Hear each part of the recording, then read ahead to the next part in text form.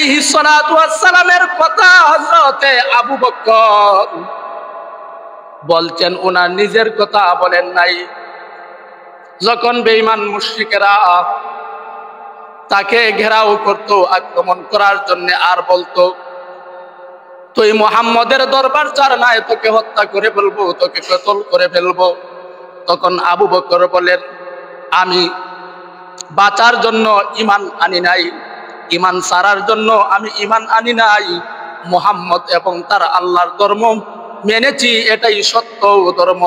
অতএব দুনিয়া থেকে আমাকে বিদায় করতে পারো। খোদার কসম, মুহাম্মদের দরবার থেকে আমাকে একটা সেকেন্ড, একটা মুহূর্তের জন্য আমাকে সরাইতে পারবা না। আলহামদুলিল্লাহ আলহামদুলিল্লাহ নাহমাদুহু ওয়া নাস্তাঈনুহু ওয়া নাস্তাগফিরুহু ওয়া নাউযু বিল্লাহি মিন শুরুরি আনফুসিনা ওয়া মিন সাইয়্যাতি আ'মালিনা। মান ইয়াহদিহিল্লাহু ফালা মুদিল্লা লাহু ওয়া মান ইউদ্লিলহু ফালা হাদিয়া লাহু। ونشهد أن لا إله إلا الله وحده لا شريك له، ونشهد أن سيدنا وسندنا وحبيبنا ومولانا محمدا عبده ورسوله الذي أرسل إلى الناس كافة بشيرا ونذيرا وداعيا إلى الله بإذنه وسراجا وقمرا منيرا. أما بعد فأعوذ بالله من الشيطان الرجيم.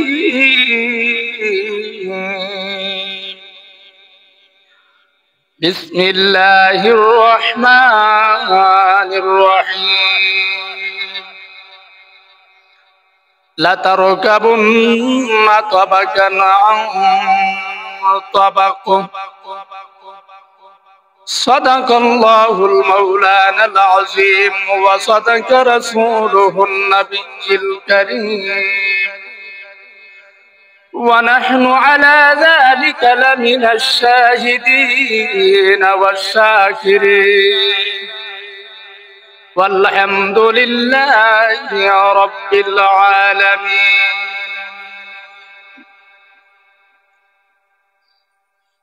ঐতিহ্যবাহী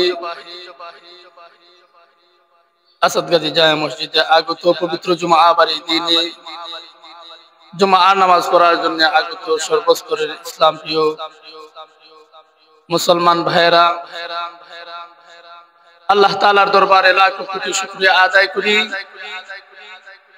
যিনি অত্যন্ত দয়া এবং মায়া করে সালাতুল জুমার নামাজ আদায়ের জন্য আপনি আমাদের প্রত্যেককে আল্লাহ পাক মসজিদে আসার, বসার, অংশগ্রহণ করার তৌফিক দান করছেন। শুকরিয়া তান হিসাবে রবের দরবারে কালিমাতে শুকর আদায় করে আমরা প্রত্যেকেই জুড়ে সুরে বলি আলহামদুলিল্লাহ। মসজিদে আসা, মসজিদে বসা আল্লাহ তাআলার দান, আল্লাহ তাআলার হুকুম হইছে বিদায় আপনি আমি মসজিদে আসতে পারছি। অনেক মানুষ ইচ্ছা আছে মসজিদে আসার, কিন্তু আসতে পারে নাই, বিভিন্ন কাজের মধ্যে লিপ্ত, বিভিন্ন মুসিবতের মধ্যে জর্জরিত। কেউ আছে গাড়িতে, কেউ আছে বাড়িতে, কেউ আছে ক্ষেত্র কামারে, কেউ আছে হসপিটালে, কেউ আছে বিছনার মধ্যে অসুস্থ অবস্থায় তার দিন রাত কাটতেছে। আল্লাহ তাআলা আপনি আমাদের প্রত্যেককে সমস্ত পেরেশানি থেকে মুক্ত করে সুস্থ অবস্থায় মসজিদে অংশগ্রহণ করার তৌফিক দান করছেন। এটা আল্লাহর কাছে সবচাইতে বড় শুকর আদায়ের বিষয়। এই জন্য আমরা আবারও জোরে সুরে বলি আলহামদুলিল্লাহ। মুহতারাম হাজিরিন, আমি আপনাদের খিদমতে কালামুল্লাহ শরীফের একখানা আয়াত কারিমা তিলাওয়াত করছি। এই আয়াতকে সামনে রেখে বিগত জুমআ বারের কিছু আলোচনা আপনাদের প্রত্যেকেরই জানা, এরই ধারাবাহিকতায় আজকেও ওই আলোচনার শেষাংশের দিকে আপনাদের খিদমতে কিছু কথা বলার তৌফিক যদি আল্লাহ তাআলা দান করেন, ওয়া মা তাওফীকি ইল্লা বিল্লাহ। আল্লাহ রাব্বুল আলামিন কি বলেন? লা তারকাবুন্না তাবাকান আন তাবাকুম। হে নবী, হে আমার হাবিব, আপনাকে দাপে দাপে এক আকাশ থেকে আরেক আকাশ, এক আসমান থেকে আরেক আসমান পর্যন্ত অতিক্রম করিতে হইবে। এইভাবে 7 আকাশ আপনাকে ভ্রমণ করিতে হইবে। আল্লাহ রাব্বুল আলামিন যখন পয়গম্বরকে জানায় দিলেন, নবীর জন্য সমস্ত কিছু প্রস্তুতি হয়ে গেল। উপরে উঠার জন্য যেই সমস্ত জিনিসের প্রয়োজন, জিবরাইল আমিন তা হাজির করলেন। আপনি আমার নবী জনাবে মুহাম্মদুর রাসূলুল্লাহ সাল্লাল্লাহু আলাইহি ওয়াসাল্লামকে আল্লাহ পাক 7 আকাশের উপরে নিলেন। 7 আকাশের উপরে নেওয়ার পর সিদরাতুল মুনতাহা, বাইতুল মামুর ওইগুলাও দেখলেন। এরপরে নবীজির সামনে জিবরাইল আমিন 3টি জিনিস, 3টি বস্তু হাজির করলেন। 3টা পাত্রের মধ্যে 3 ধরনের বস্তু। একটা পাত্রের মধ্যে ছিল মধু, আরেকটার পাত্রের মধ্যে ছিল শরাব, আরেকটা পাত্রের মধ্যে ছিল দুধ। নবী করিম সাল্লাল্লাহু আলাইহি ওয়াসাল্লামের সামনে যখন ওই 3টা বস্তু, 3টা পেয়ালা সামনে এসে হাজির করানো হলো, আপনি আমার নবী 3টা বস্তু থেকে একটা বস্তু গ্রহণ করলেন, তার নাম হলো দুধ। নবী আলাইহিস সালাতু ওয়াস সালাম দুধকে গ্রহণ করলেন। তখন জিবরাইল আমিন বললেন, হ্যাঁ, আপনি উত্তম কাজ করেছেন, ভালো কাজ করেছেন, এটাই ফিতরত, আপনি উত্তম কাজটা করেছেন। এরপর নবীজিকে জিবরাইল আমিন জান্নাতের মধ্যে প্রবেশ করাইলেন। কোথায়? জান্নাতের মধ্যে প্রবেশ করাইলেন। নবীজিও বলেন, আমাকে জান্নাতের মধ্যে প্রবেশ করানো হলো, আমি জান্নাতের মধ্যে নিয়াজ ও নিয়ামত দেখতে পাইলাম। আল্লাহর হাবিব জনাবে মুহাম্মদুর রাসূলুল্লাহ সাল্লাল্লাহু আলাইহি ওয়াসাল্লামকে আল্লাহ পাক যখন জান্নাতের মধ্যে, আল্লাহ রাব্বুল আলামিন যখন জান্নাতে ঢোকার পারমিশন দিলেন, নবীজি জান্নাতের মধ্যে নিয়াজ ও নিয়ামত, তার উম্মতের নিয়াজ ও নিয়ামত গুলা দেখতে আরম্ভ করলেন। জান্নাতে ঢোকার পর নিয়াজ ও নিয়ামত দেখতে আরম্ভ করলেন। হযরতে আবু বকর সিদ্দিক রাদিয়াল্লাহু তাআলা আনহুর বাসস্থান।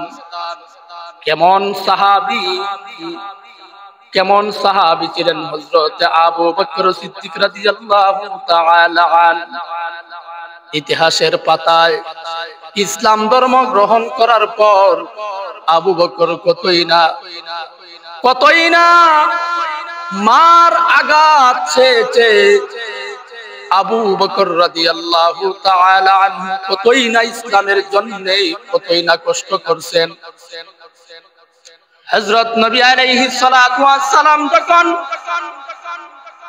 গোপনে কালিমার দাওয়াত দেন, এক পর্যায়ে হযরতে আবু বকর সিদ্দিক রাদিয়াল্লাহু তাআলা আনহুর কাছে দ্বীনের দাওয়াত দিলেন, কালিমার দাওয়াত দিলেন। হযরতে আবু বকর রাদিয়াল্লাহু তাআলা আনহু পয়গম্বরের চেহারার দিকে যখন তাকাইলেন, নবীজির চেহারা মুবারকের মধ্যে এত মাধুর্যতা ছিল, এত সৌন্দর্য ছিল, এত লাবণ্য ছিল, কোন মানুষ যদি পেটের ক্ষুধা থাকতো পেটের মধ্যে কোনো ধরনের ভোগ থাকতো, নবীর চেহারা মুবারকের দিকে যদি কোনো মানুষ তাকায়, ওই পেটের ক্ষুধা আর ক্ষুধা থাকে না, পেটের যন্ত্রণা আর যন্ত্রণা থাকে না। 7 দিনের উপাসী পর্যন্ত নবী চেহারা মুবারক দেখার পর তার পেটের ক্ষুধা নিবারণ হইয়া যায়। হযরত আবু বকর সিদ্দিক রাদিয়াল্লাহু তাআলা আনহু যখন নবীজির চেহারা মুবারকের দিকে তাকাইলেন, নবীজি যখন কালিমার দাওয়াত দিলেন হযরত আবু বকরকে, হযরত আবু বকর রাদিয়াল্লাহু তাআলা আনহু পরিবারের দিকে তাকাইলেন না, ফ্যামিলির দিকে তাকাইলেন না, পাড়া প্রতিবেশীর দিকে তাকাইলেন না, সমাজের দিকে তাকাইলেন না।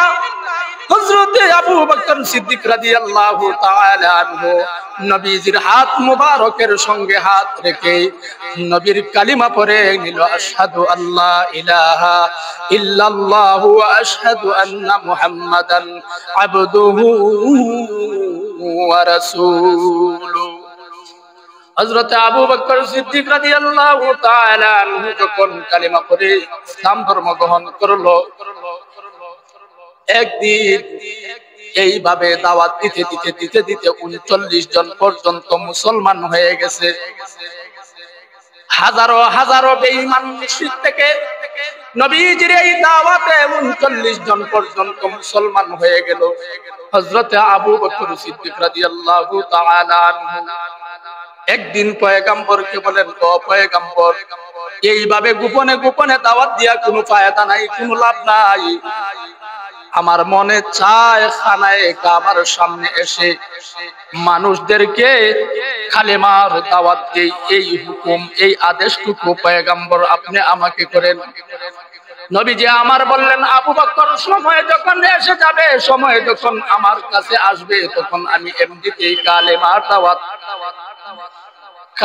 দাওয়াত প্রকাশ্যভাবে দিব, একটু সবর করো, একটু ধৈর্য ধরো।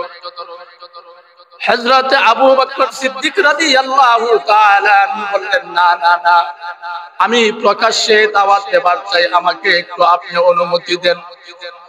যখন এই চাপাচাপির পরে এক পর্যায়ে নবী আলাইহিস সালাতু ওয়াস সালাম আবু বকরকে নির্দেশ দিলেন, যাও তুমি এবার দাওয়াত দাও। যখন এই পয়গম্বরের এই কথা শুনলো, হযরত আবু বকর সিদ্দিক রাদিয়াল্লাহু তাআলা আনহু খানায়ে কাবার পাশে দাঁড়িয়ে কালেমার দাওয়াত দিতেছে। এমন সময় বেঈমান মুশরিক আবু জাহেল, উতবা, সায়বা, রাবিয়া, ওই সমস্ত ব্যক্তিগণ উপস্থিত হলো এবং হযরত আবু বকরকে বলতে আরম্ভ করলো, ও আবু বকর, তোমাকে বলেছি গোপনে এবং প্রকাশ্যে কোন ধরনের মুহাম্মদের ধর্ম প্রচার না করার জন্য। তুমি কেন, তোমার এত বড় সাহস, তোমার মুহাম্মদেরও আজ পর্যন্ত সাহস হয় নাই প্রকাশ্যে দাওয়াত দেওয়ার জন্য। তোমার এত বড় গুরদা, এত বড় পাটা, তোমার বুকের পাটাটা এত বড় শক্ত। এই বলিয়া আবু জাহেল এবং তার সম্প্রদায় আরো কিছু লোক ডাক দিল। ওই সমস্ত লোকেরা হযরতে আবু বকর সিদ্দিক রাদিয়াল্লাহু তাআলা এর চেহারা মুবারকের উপরে কপাল বরাবর পাথরের ঢিল মারতে আরম্ভ করলো। এক পর্যায়ে আবু বকর সিদ্দিক রাদিয়াল্লাহু তাআলা এর কপাল পেটে খন্ড হয়ে গেল, জর্জরাইয়া রক্ত শরীর ভায়া ভায়া একেবারে মাটি পর্যন্ত যাইতেছে। এক পর্যায়ে বেঈমান মুশরিকেরা বড় বড় আবু জাহেল, উতবা, সায়বা তাদের ওই সমস্ত চেলা চামুন্ডারে বলল, এবার তাকে ইচ্ছা মতো পিটাও, ইচ্ছা মতো তাকে দোলাই করো, সে যেন আর বাঁচতে না পারে, আর যেন দ্বীনের মুহাম্মদের দাওয়াত প্রচার করতে না পারে। এক পর্যায়ে বেঈমান মুশরিকের দল এত চরমভাবে হযরত আবু বকর সিদ্দিক রাদিয়াল্লাহু তাআলা এর উপর চরমভাবে আক্রমণ করলো। এইভাবে মারতে মারতে মারতে মারতে আবু বকরের জ্ঞান হারা হয়ে গেল, বেহুশ হয়ে গেলেন আবু বকর সিদ্দিক। মনে হয় মরে গেছে বাপ অবস্থা। যখন মরে যায় বাপ অবস্থা, তখন বেঈমান মুশরিকেরা বুঝতে পারলো যে আবু বকর আর বেঁচে নাই, সে শেষ হয়ে গেছে, তার মরণ হয়ে গেছে। চলো আমরা ওই জায়গা থেকে সরে যাই। আল্লাহ রাব্বুল আলামিন এক পর্যায়ে হযরত আবু বকর সিদ্দিক রাদিয়াল্লাহু তাআলা সেন্স হোশ ফিরে দিলেন, উঠার মতো শক্তি হলো, একটু দাঁড়াইলেন, এরপরে বাড়ির মধ্যে গেলেন।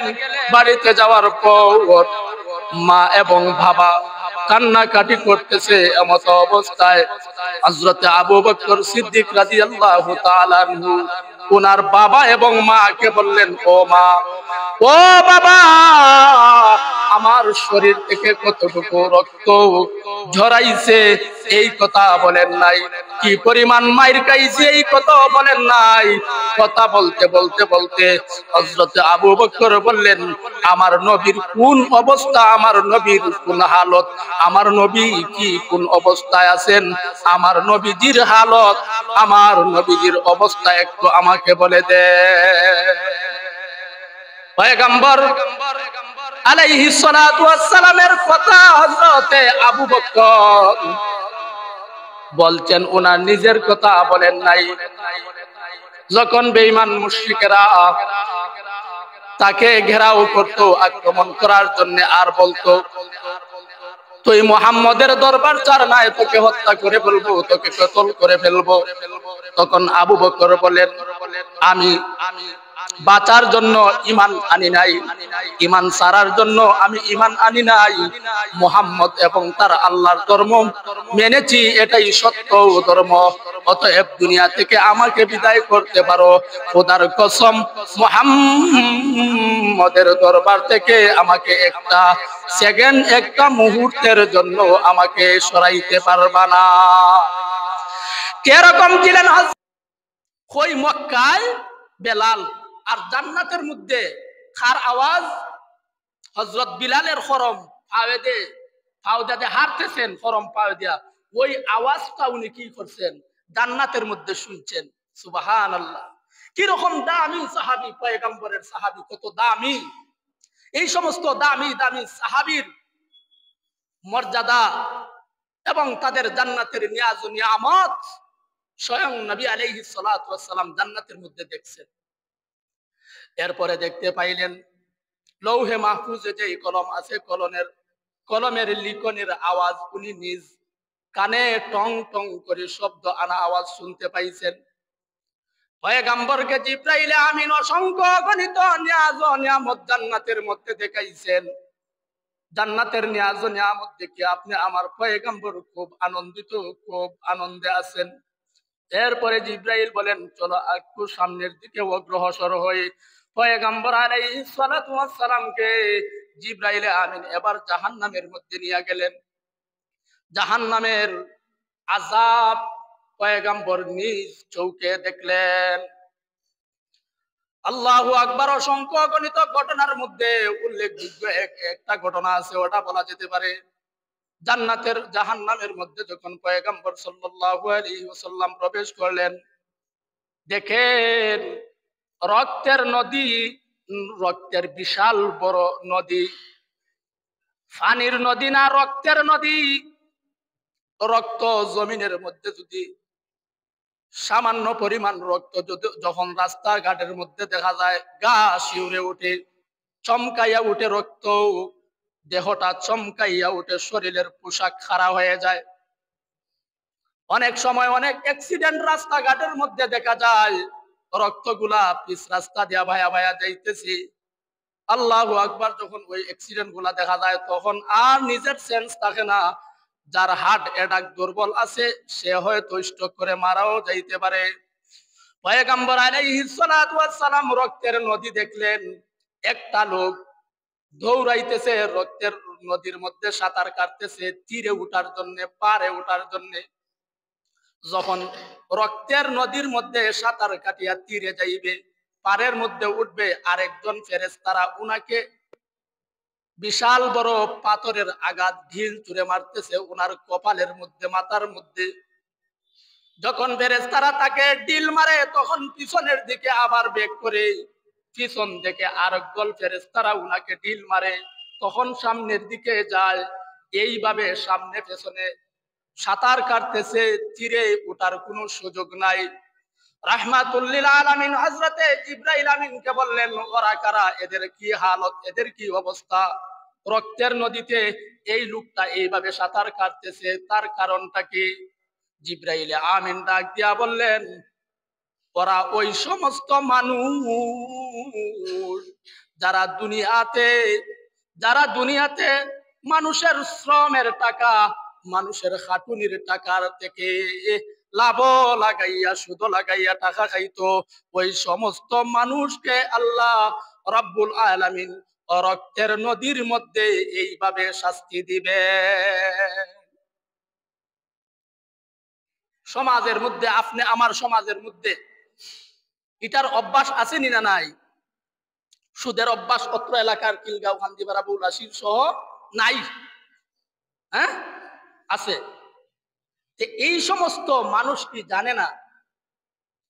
এই সমস্ত মানুষের ব্যাপারে আল্লাহ সুবহানাহু ওয়া তাআলা কঠোর নির্দেশ দিচ্ছেন। ওই দিকে আর আমি যাব না।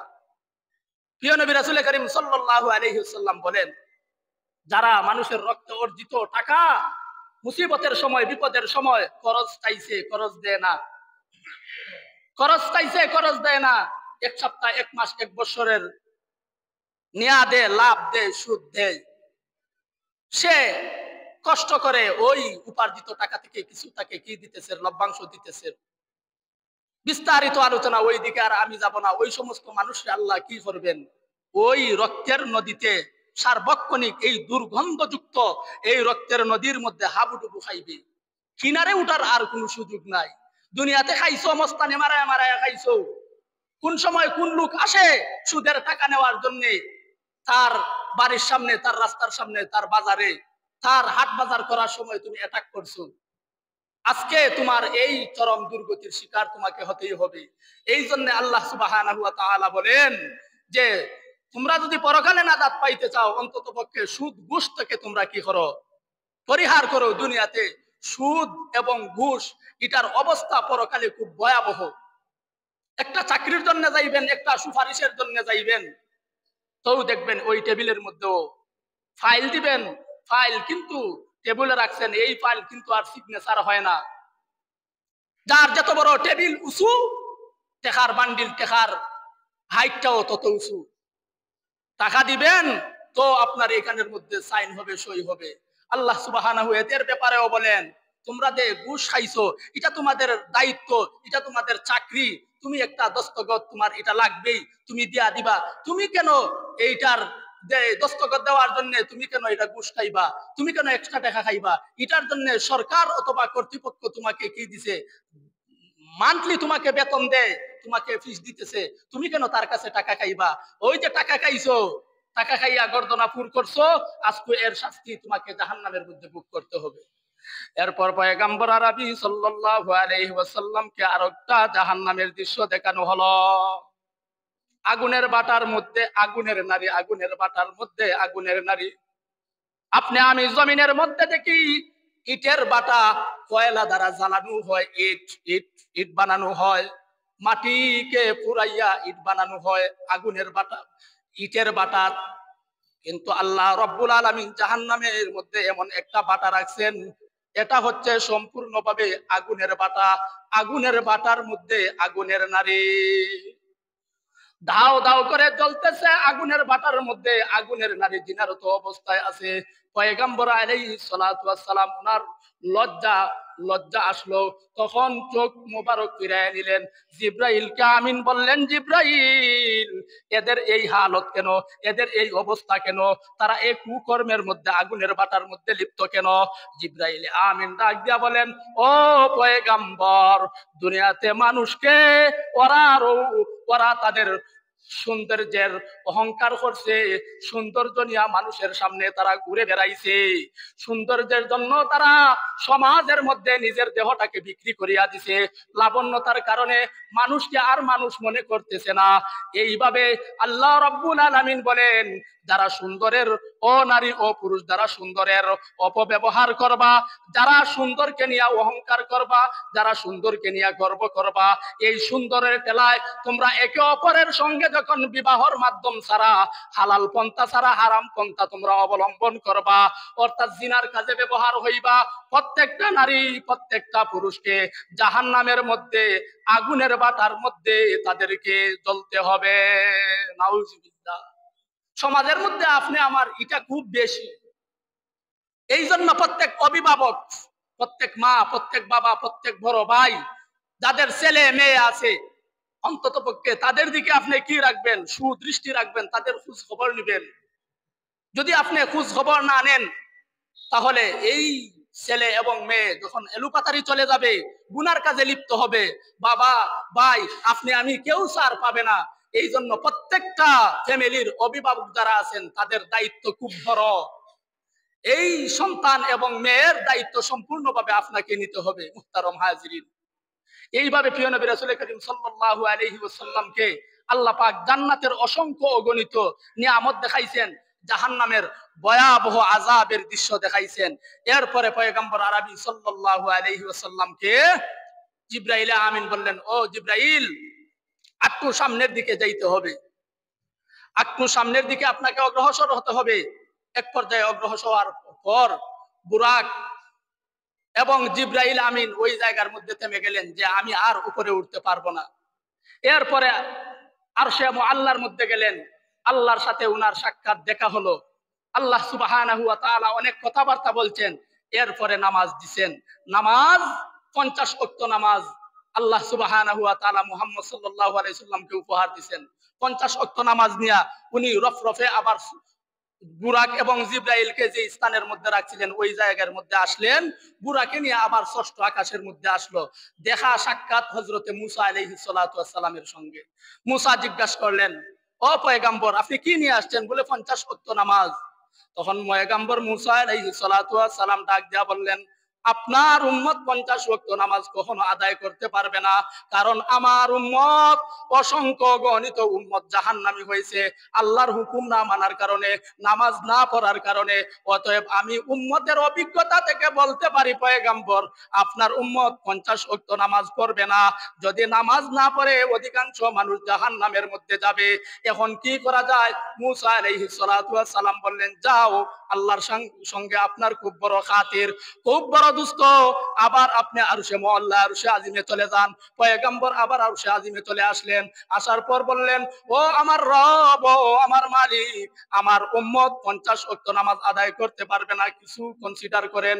আল্লাহ রাব্বুল আলামিন 5 ওয়াক্ত নামাজ মাইনাস করে দিয়া 45 ওয়াক্ত পয়গম্বরকে দিয়া দিলেন। পয়গম্বর আলাইহিস সালাতু ওয়াস সালাম আবার ষষ্ঠ আকাশে আসলেন, জিবরাইল আমিন কে নিয়ে ষষ্ঠ আকাশের মধ্যে আসলেন। পয়গম্বর মুসা আবারও বললেন, কয় ওয়াক্ত নামাজ কি করে আনছেন? বলে 5 ওয়াক্ত কমাইয়া 50 ওয়াক্ত আনছি। পয়গম্বর মুসা বললেন, না না, 45 ওয়াক্ত আপনার উম্মত পারবে না, এরা কমজুরি হবে, আপনার উম্মত শেষ জামানার উম্মত কমজুরি হবে, আপনি আরো কমাইয়া আনেন।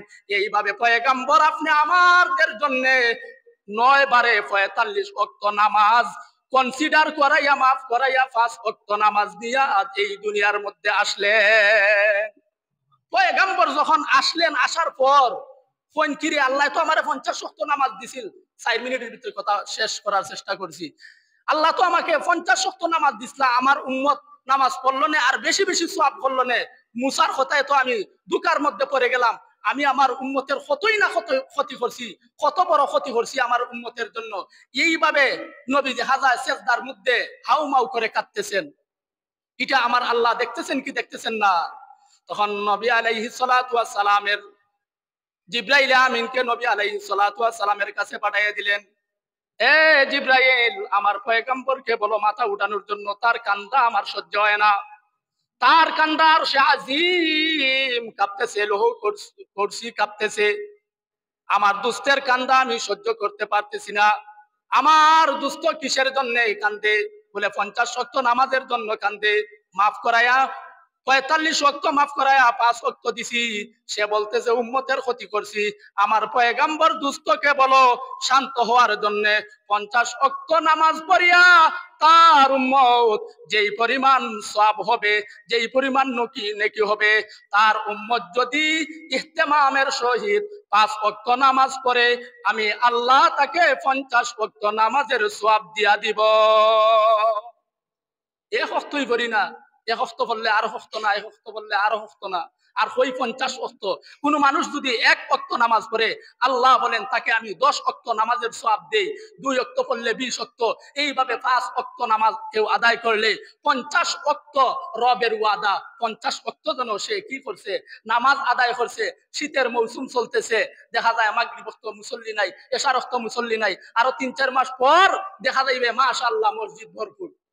শীতের সময় আইলে তো কিছুটা কনসিডার দেখা যায় নিয়মিত কয়েকজন মুসল্লি বাদে, যারা হেবন বাদশা 12 মাস রোদ হোক বৃষ্টি হোক খাদা হোক 5 ওয়াক্ত যারা পড়ে এরা ওই। আর কিছু কিছু মানুষ গরম হইলে নামাজ পড়ে, ও ভাই গরম আর ঠান্ডা না। মুহতারম হাজিরিন, বাজারের সামনে একটা এত সুন্দর মসজিদ, দেখা যায় আমার অনেক ব্যবসায়ী ভাইয়েরা, কিছু কিছু ব্যবসায়ী ভাইয়েরা নামাজে আসেন, আবার কিছু কিছু ভাইয়েরা নামাজই করেন না। ভাই এই সুযোগ কখনো আপনি পাবেন না। আপনার ব্যবসা আজকে আছে কাল নাও থাকতে পারে। অনেক বড় বড় ব্যবসায়ী পাগলের মতো এখনো ঘুরতেছে, রাস্তার মধ্যে ঘুরতেছে, ব্যবসা গেল তার হই। এই জন্য যারা ব্যবসায়ী ভাইয়েরা আছেন, অন্তত পক্ষে 10-15 মিনিট সময় আল্লাহর রাস্তায় দান করবেন। প্রতিটা সময় যদি করেন, আপনার হায়াতে আল্লাহ বরকত দিবেন। শুধু তা না, ব্যবসা বাণিজ্যের জিম্মাদারও স্বয়ং আল্লাহ হবেন। সুবহানাল্লাহ। যেই কাস্টমার আপনার নামাজরত অবস্থায় আইছিল, এরপরে ওই কাস্টমার চলে গেছে, আল্লাহ নামাজের পরে এমন কাস্টমার জুগাইয়া দিবেন আপনি কল্পনাও করতে পারবেন না। যারা ব্যবসায়ী ভাইয়েরা অনেকেই নামাজ পড়ে, এরার থেকেই এই কারগুজারি আমি বলতেছি। অতএব মুহতারম হাজিরিন, আল্লাহ তাআলা যেন আল্লাহ তাআলার হাবিবকে যেই উপহার দিয়েছেন 5 ওয়াক্ত নামাজ, সেই 5 ওয়াক্ত নামাজ যেন আপনি আমি ইহতিমামের সহিত আদায় করার চেষ্টা করি। আল্লাহ তাআলা যেন আপনি আমাদের প্রত্যেককে নামাজ আদায় করার জন্য তৌফিক দান করেন। আমিন।